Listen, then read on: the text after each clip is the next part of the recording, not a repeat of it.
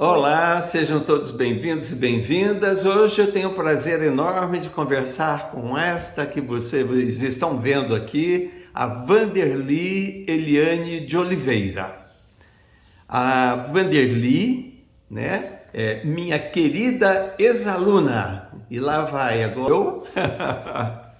eu falando com vocês, né? Então, a Vanderly, ela foi minha aluna no curso de letras, lá pelos idos de 1993 e 1994. E ela participou, na época, do grupo de teatro Catarsis. E ela participou de duas montagens, Crônicas no Teatro 1 e Crônicas no Teatro 2. E depois de mais de 30 anos como professora, educadora, né? E ela acabou se aposentando pela Rede Municipal de Ensino de Sorocaba e hoje ela vem até aqui contar-nos um pouco da história dela. Ela, depois do curso de letras que ela fez na Uniso, ela cursou pedagogia pela Universidade de Guarulhos, administração pública pela FATEC e cursou a pós-graduação, né, em psicopedagogia na Uniso e também mídias na educação pela USP, nesse caso também um curso de pós-graduação. Então, Vanderly, seja bem-vinda, tá? É um prazer enorme ter você aqui conosco e queremos ouvir agora um pouco dessa sua história e da sua experiência dentro da educação, a sua experiência também contando um pouco das suas viagens dentro do teatro, né? E as técnicas teatrais aplicadas ao ensino. Mas vamos começar lá do começo, né? Onde você nasceu?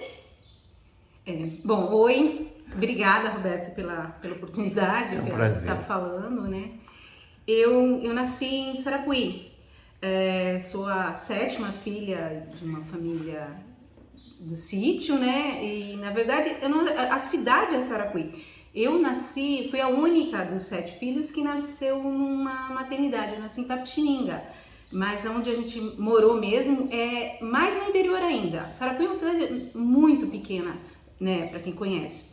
E a gente morava no sítio, morava 6 quilômetros da cidade. Então, foi lá que eu tive os primeiros contatos com a paixão que eu tenho até hoje, que é literatura, história, que me levou para o lado da educação, né? Que eu trabalhei 30 anos. Sim. E ali no sítio, você tinha a presença de quem? Sua avó e sua avó moravam juntos também? Não, na verdade, assim, eu morava com os meus pais, né? Meu pai era agricultor, né? Então, e minha mãe que ficava em casa. E meus irmãos, todos mais velhos, eu não tinha muita criança para brincar onde era a minha casa, né? Era um sítio que morava as pessoas bem longe até, inclusive das outras, e eu não tinha colegas para brincar. Então eu brincava praticamente sozinha. Eu acho que é aí que eu costumo dizer que a necessidade é a mãe da criatividade, né? Então a partir daí eu tinha que elaborar brincadeiras, ficava o dia todo, fugia da minha irmã que queria brigar comigo. E aí ficava brincando e fantasiando. E para estudar, que era a primeira escola que eu fui, tinha que ir num outro bairro onde tinha escola, porque onde eu morava não tinha. E aí era como regra geral da minha família, todos iam morar com minha avó, que lá tinha. E foi lá que, assim, minha paixão, meu avô, ele era um homem muito simples, ele era tropeiro, mas ele tinha uma poesia, ele tinha uma alma que encantava. Ele era analfabeto, mas as noites eram fantásticas. Você passava o dia inteiro esperando chegar a tardezinha para ele tirar depois do almoço. Depois da janta, a gente saía, ele botava a cadeira na frente da casa e naquele terreiro ali a gente ficava ouvindo ele contar os causos.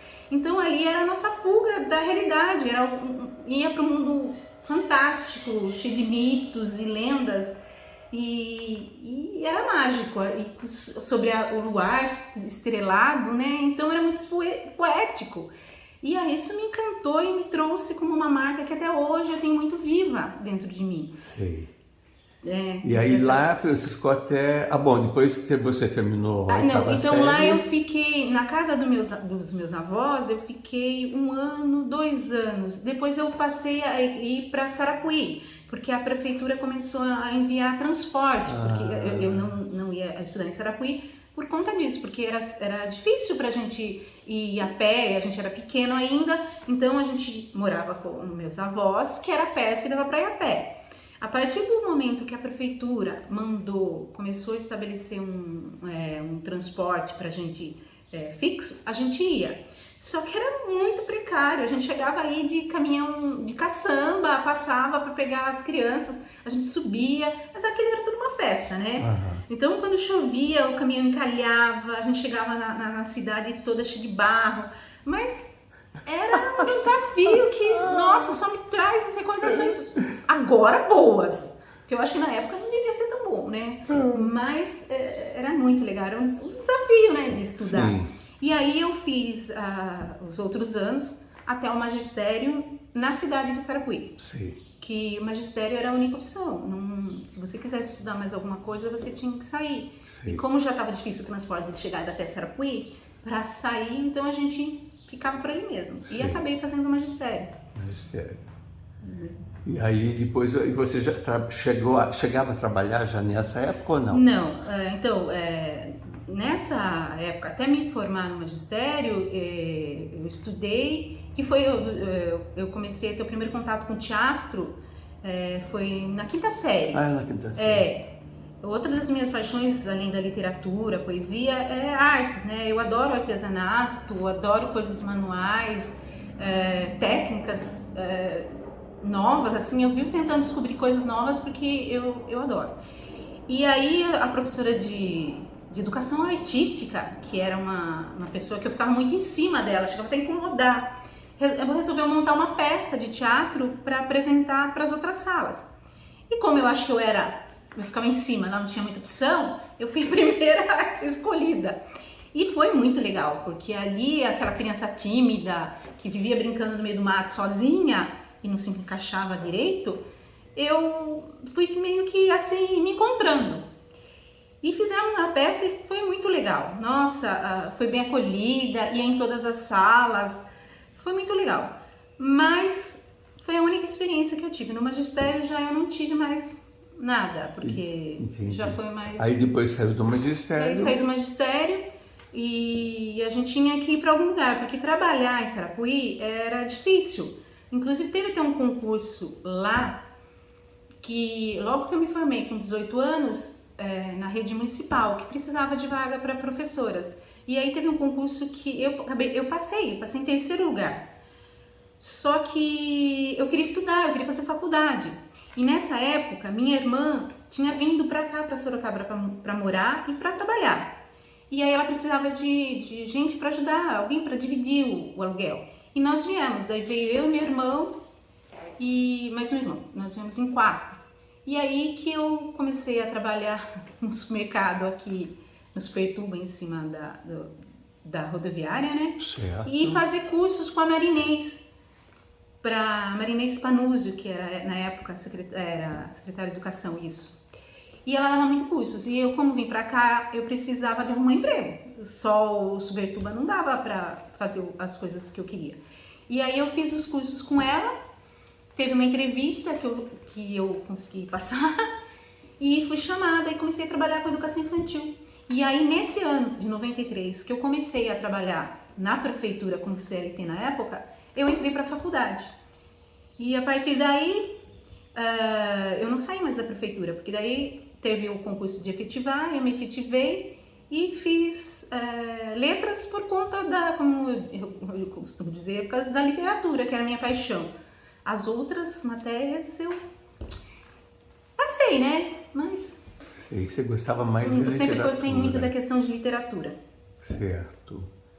E aí ali dentro você também acabou participando de saraus, né? Você falou. Sim. Como que acontecia, em que disciplina? Então, a gente que vem do interior, eu não sei hoje em dia, mas naquela época a gente tem aquela medo, quer dizer, não é só questão de ser do interior, eu acho que era uma coisa minha mesmo, muita insegurança, muito medo, né? Eu precisava me sentir acolhida.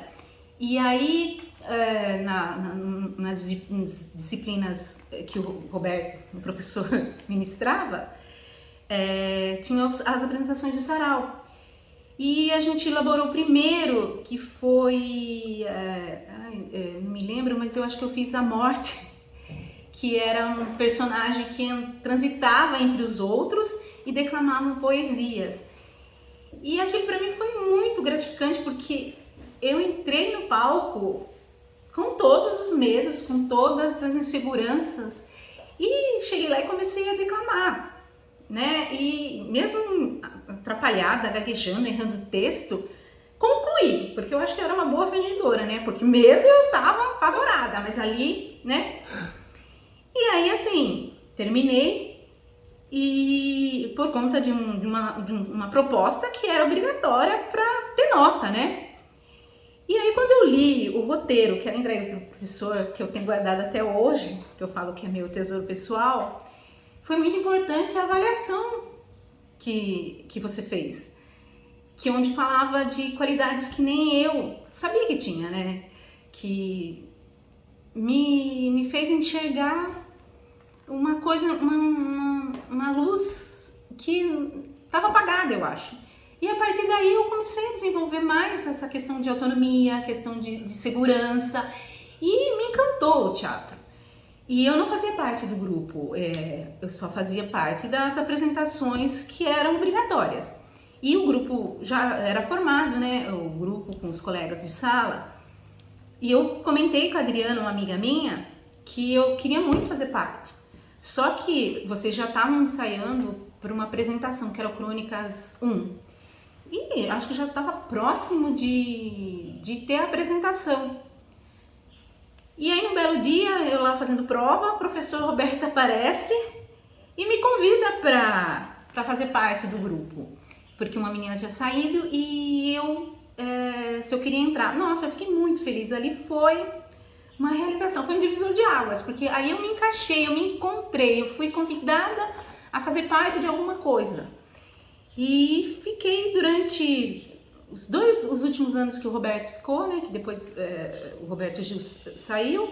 E aí a gente fez. E a convivência foi muito boa. E foi muito... Não, quer dizer, 2 anos você fez... A parte do grupo de teatro. Isso, com o Roberto. Com o Roberto Samuel. E depois, então, que e logo eu saí, então você saiu também. Que entrou o Roberto Gil. Daí você eu saí. Porque, na verdade, você já também estava num outro grupo, Sim. né? Nesse período que eu estava fazendo parte do grupo da faculdade, eu conheci a Bianca, que é uma das colegas, e o tio dela, o Ari, ele tinha um outro grupo, o Ari Marçal. Bianca Molina. Sim, e ele estava fazendo uma montagem de apresentação de uma peça que era o Avarento. E aí eu comecei a ensaiar junto com eles. Eu não me lembro que papel que eu ia fazer. Só que acabou, era o último ano, acho que era 95, eu tava fazendo estágio, tava trabalhando, trazendo uma DP do 2º ano de inglês, então eu tava meio não dando conta. E aí acabei saindo do grupo de teatro da faculdade e saí do grupo do Ari também. Eu só acompanhei a apresentação que eles fizeram no teatro, que foi muito lindo, que eu falo que eu fiquei encantada, quando eu vi o figurino, que foi assim, roupas de... Até eu acho que eles ganharam um prêmio, né? Ou foram indicados, eu não sei, pelo figurino, que era riquíssimo. Eu não sei quem fez, mas era maravilhoso. Era todas as roupas de época, aqueles vestidos longos, os sapatos, todos feitos em juta. Entendi. Então, é uma coisa que hoje eu faço figurino, que foi assim... Ali também foi uma coisa que me despertou. Entendi. Agora, durante as duas montagens que você participou, né? Crônicas no Teatro 1 e Crônicas no Teatro 2, você chega a lembrar alguma coisa de como era seu envolvimento com o grupo? Muitas coisas. Ali, o grupo da gente não era só o teatro, né? A gente tinha uma relação de amizade, a gente saía, a gente convivia. Foi 2 anos assim que a gente... tanto que eu trago até hoje contato com algumas pessoas do grupo que eu não esqueço, né? A coxia, coisas de coxia, a gente não esquece, coxia, né? Que fala. Isso.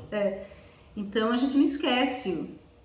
O Edson, o Edivaldo, a Adriana. Eu fui descobrir um primo meu no teatro, coisa que a gente, olha, em convívio familiar tinha trazido, né? Porque primo de longe, a gente tem uma família enorme, a gente acaba não conhecendo todo mundo. E daí no teatro. Um dos colegas do grupo, então era seu primo. Do grupo eu acabei descobrindo que era meu primo, o Ivan. O Ivan. E aí, né, a gente se reunia, além dos sábados, dos ensaios, a gente se reunia para casa dele, a gente saía. Aí, inclusive, a gente foi pro sítio lá em Sarapuí visitar. Você levou os seus filhos. Lembro. O pessoal foi lá, acho que a gente fez um piquenique, se não Foi me no engano. domingo, né? Foi num domingo. Foram conhecer Sarapuí. O grupo todo. Foram conhecer mais precisamente Mato Dentro. Mato Porque a gente tem sítio ainda lá. Sei, que coisa boa. É muito bonito, é um lugaral.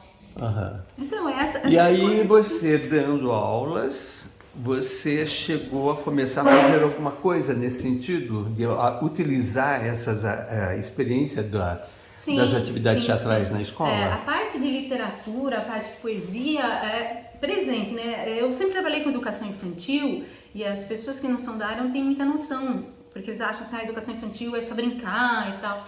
É a primeira infância que a gente estimula, né? Ou procura mediar, pelo menos, esses tipos de conhecimento, a poesia, a música, artes. Então a gente trabalha muito de forma lúdica essas coisas para transformar de uma forma prazerosa e leve para as crianças. E literatura é uma coisa que no dia a dia, todo dia, você tem que estar com história, você tem que estar inventando, você tem que estar se transfigurando, né, em personagens, porque pense bem, ficar com as crianças olhando para a cara da gente 4, 5 horas por dia é enfadonho, né? Então a gente usa as mil faces, que foi graças ao teatro, né, que a gente adquiriu. Então tem que entreter de todas as formas, não só ensinar, mas entreter também. E dentro desse desenvolvimento nessas ações, né, o que tem assim que se salienta? Qual o tipo de atividade que você desenvolveu com o pessoal? A gente fazia muita montagem nas apresentações de final de ano, apresentações para os pais também, principalmente na última escola que eu trabalhei. A gente tinha um projeto que chama Piquenique Literário, que foi a primeira escola aqui de Sorocaba que desenvolveu. Como a gente tinha a sorte de trabalhar do lado de uma praça que tem um coreto, e eu me lembro que a primeira diretora que propôs esse projeto, ela é muito ligada a questões de poesia, de literatura, né? E aí ela queria que a gente aproveitasse o espaço, que ela falava que era um absurdo ter um espaço tão bonito, cheio de árvores, preto, e a gente não usar. Então, como a gente já trabalhava literatura, poesia, a gente resolveu unir essa parte de literatura com um piquenique e levar as crianças até o coreto.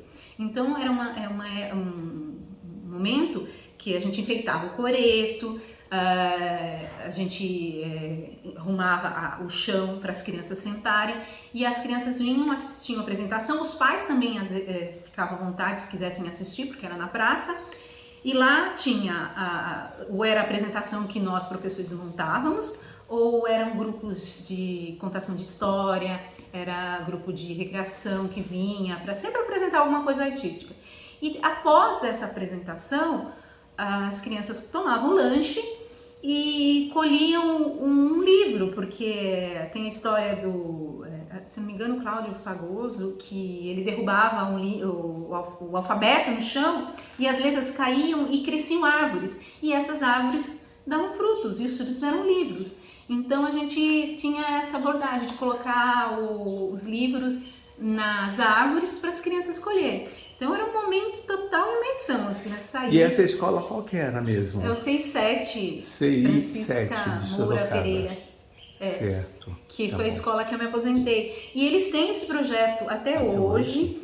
Se eu não me engano, a primeira apresentação no coreto foi em 2012. O nome, então, Piquenique Literário. Piquenique Literário, que é um marco, né? E a escola foi pioneira. É claro que tem outras que também fazem o trabalho, mas Entendi. se eu não me engano, a primeira a fazer esse tipo de trabalho aqui foi o 6-7. 6-7. Tanto que durante a pandemia a gente não podia reunir, nós trabalhamos em forma de drive-in para entregar os livros, drive-in. Então os pais passavam, a gente entregava panfletos, né, e entregava os livros para as crianças. Então, na verdade, vocês faziam também o que eram assim atividades com pequenas peças teatrais ou como que era? Sim, tinha ou peças, poemas?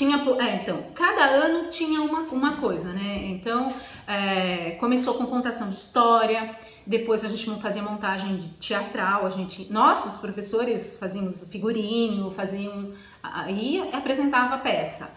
Outro ano era recreação, era músicos, então a gente tinha que variar. Sei. O tema, né? E parece que até vocês entraram, os Sim, professores interpretando. os teatros eram nós que fazíamos mesmo. Ah, é? Vocês que interpretavam. Nós, além de interpretar, fazíamos o figurino, a decoração, então a gente era a parte... E em alguns momentos as crianças também entravam, então? Não, nesse piquenique literário, nessa proposta, não.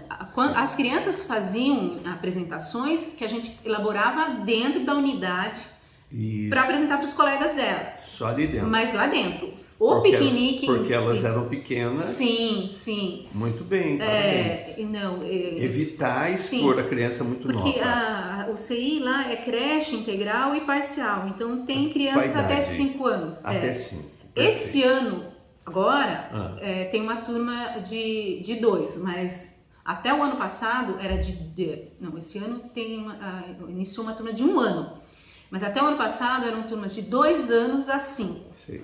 Então são crianças bastante pequenas. Nós fazíamos teatro, sim, montava a peça com elas, mas lá dentro. Lá dentro, perfeito. Isso é muito importante, porque até 5 anos evitar expor a criança. Não era exposto de forma nenhuma, era entre eles, entre os pares. Que era como se fosse uma brincadeira. Isso, muito bem. A gente fez várias coisas também, mas e quando tinha fora eram profissionais ou a gente mesmo que... Sim. Enganava esse enganava um pouco na atuação. Bom. E aí? E agora parece que você falou alguma coisa também, né? Estava querendo falar alguma coisa sobre o Votorantim, né? Umas atividades que eram desenvolvidas numa escola. Então, isso aí foi referente ao meu filho.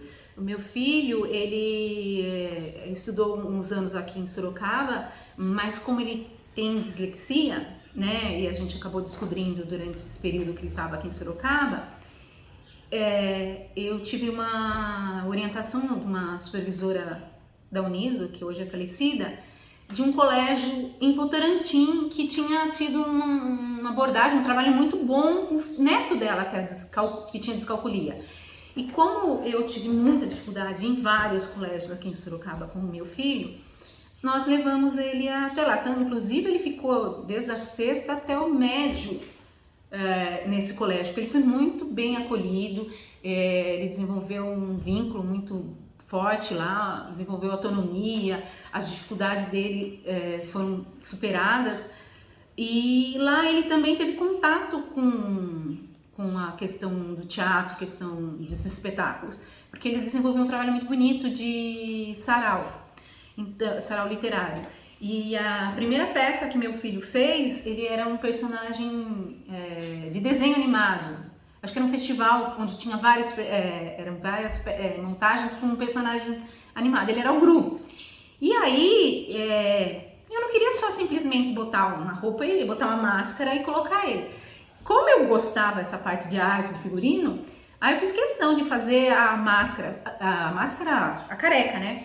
E aí eu fui atrás de quem fazia, mexer com latex, encontrei um rapaz, Cláudio, eu não me lembro o sobrenome dele, mas ele é bem famoso aqui na cidade, que ele faz o figurino, a parte de máscara, pro parque, pros encontros de noite que tem de terror, que tinha no Play Center, nem sei se, não tem mais, né? E ele fazia essas máscaras de terror, e eu fui atrás dele, comprei o latex, ele me explicou a técnica, fui lá e fiz o nariz, fiz a prótese de latex, modelei em massinha de criança, fiz o molde de gesso, fiz a máscara, E aí coloquei. Então, quando meu filho subiu no palco, ele estava todo caracterizado do Grohl, careca, com narizão, e fiz o cachecol. Nossa, foi assim, ele ficou encantado e as pessoas também. E a partir daí, todo ano eu fazia o figurino. E foi muito importante para o meu filho essa questão do teatro. Ele, como tinha passado por várias escolas aqui em Sorocaba, imagine uma criança com dificuldade, que não é escolha, que é um modo de ser julgado, não ser aceito, não ser enquadrado, era muito, muito agoniante para ele e para mim. Então, quando ele entrou no colégio lá de Votorantim e foi acolhido e começou a ter essa dinâmica do teatro, então foi como se fosse uma válvula de escape para ele. Através do teatro eu percebi assim que ele se autorregulava. Então, eu vejo, não só como profissional, mas como mãe, do outro lado, de como é importante ter essa forma de trabalhar, sem ser uma forma só punitiva, só muito fechada, digamos assim. E como desenvolveu potencialidades dele, porque até então ele achava que ele era menos que os outros e ele tem que ir acima da média. Então ali ele viu potencialidades que ele jamais, como eu, né? Porque eu vejo a dificuldade, eu vejo reflexos meus no meu filho, né? Então muitas das dificuldades que ele tem, eu tinha. Então ver isso aflorar esse outro lado positivo é muito gratificante. Sim. Muito. Você lembra o nome da escola? Colégio Dimensão. Como colégio? Colégio Dimensão. Dimensão, ótimo. Então, se você hoje, né, aposentada, uma educadora, mas lógico, agora você está também montando, né, você tem intenção de montar um espaço, acho que é online, né, uma loja na verdade, online? A princípio é uma coisa modesta, sem muita pretensão. Sim, mas envolvendo o seu processo criativo, sim, né, que está que dentro da o processo arte. criativo, exatamente. Como eu atuo, eu especulo, digamos assim, em muitas partes, em muitos jeitos, tanto artesanato de costura, de modelagem, de agulhamento, de tudo que você imagina, eu acabo aprendendo a técnica, porque eu sempre tive muita facilidade para aprender. E trabalhando na educação, eu sempre fiz muita coisa de fantasia, de decoração, eu faço decoração de festa também. Então agora eu queria montar uma coisa que é uma coisa que eu gosto, mas sem muito compromisso, muita pretensão, sabe? Uma coisa bem simples. Montar objetos de artesanato personalizados, digamos assim. Que as pessoas podem ter a oportunidade de escolher e sair com a cara dela. Ou melhor, com a alma. Diferente de uma coisa de linha de montagem, entendeu? Sim. Pelo menos é o que eu tô... Com a intenção de fazer. A sementinha que tá... E se você olha para trás, agora, nessa professora, agora aposentada, né, mas que trabalhou todas essas experiências na escola, como você vê a importância dessas atividades teatrais dentro da escola, atividades na educação? Então, para você, ou também, né, no contexto No educacional, eu acho fundamental. Eu acho que, principalmente, nós vivemos numa educação onde tudo era muito fechado. Não vou dizer travado, mas tinha que tudo você ter que se moldar para se encaixar. Você não podia sair daquilo. Tudo que você saísse do padrão era considerado defeito, era apontado. E isso faz com que as crianças acabam matando potenciais que são maravilhosos, fantásticos. E a gente tem que incentivar, não matar. A gente não pode podar. E eu acho que a potencialidade, não só curricular, que é o que nossa geração recebia, a cobrança de ser bom aluno, a questão acadêmica. Claro que não estou falando que é para deixar para trás, é importante, tem que ir também. Mas quanto tem um leque de possibilidades, de talentos que a gente só vai conseguir desenvolver pessoas, né, que têm uma afetividade, que têm uma segurança, ainda mais pós-pandemia, que está todo mundo muito doente emocionalmente, a gente tem que acolher. E o teatro e essa questão de acolher a criatividade é fundamental para a personalidade desses futuros profissionais, digamos. Não importa a área que cada um deles escolha, eles vão ter que ter uma base emocional muito forte. Porque ninguém é realizado, seja na família, seja profissionalmente, se não tiver uma base emocional. A gente vê adultos emocionalmente doentes por conta do inclusionamento, do encaixe, do ter que corresponder a uma expectativa. Então a gente tem que ter esse olhar. Então a arte, educação, teatro é fundamental para os educadores que atuam hoje olhar para essas crianças, né? Não só como um indivíduo reproduzindo, mas com potencial criativo ilimitado, né? Vanderly, querida, muito obrigado, viu? Foi um prazer enorme ouvi-la, né, nesses relatos muito gostosos, né? Nossa, é tão bom relembrar, né, todos esses momentos e a importância. E parabéns pelo seu trabalho, parabéns pela sua aposentadoria. Ai, né? Parabéns por toda essa história de vida maravilhosa aí que você tem. É uma honra chegar aqui, né? E a gente, eu falo que se não são pessoas como, né, profissionais de excelência como você, eu acho que a gente não se realiza como profissional, né? Esse toque delicado e com tanta gentileza que pessoas como você fazem na vida dos alunos, que faz toda a diferença, que faz a realização pessoal, né? A gente atingir o objetivo, não só profissional, mas com pessoal, com pessoa, né? E é isso, chegar à aposentadoria. Que coisa boa. Olhar para trás. Parabéns, viu? Mas muito obrigada, eu tenho que agradecer. Eu que agradeço e com certeza estaremos juntos em outros momentos, sim, de outras formas, mas vamos continuar presentes. Que agora é figurino, se quiser eu faço figurino. Tá vendo só? Olha, figurinista, sim. Tá vendo? Quanta coisa linda. Quer mostrar alguma foto daí de alguma coisa que você fez? Aqui, ó, por exemplo, né, está a foto em que ela está presente, tá vendo? Ela está logo acima do Edson, que está com a boca aberta, bem no meio aí embaixo. Aliás, todos estão quase com a boca aberta, né? Mas olha, aqui que é a figura da Vanderly. Tá vendo? Eu não parava quieta, era difícil fotografar, né?